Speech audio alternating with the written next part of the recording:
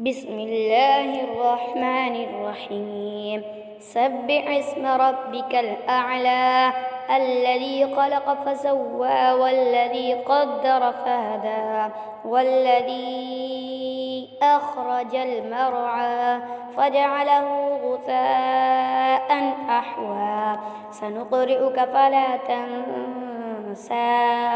إلا ما شاء الله إنه يعلم الجهر وما يخفى ونيسرك لليسرى فذكر إن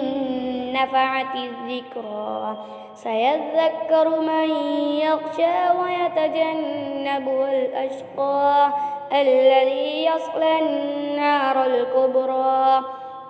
ثم لا يموت فيها ولا يحيا قد أفلح من تزكى وذكر اسم ربه فصلى بل تؤثرون الحياة الدنيا والآخرة خير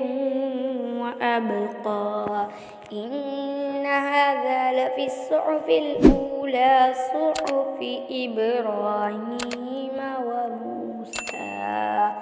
صدق الله العظيم.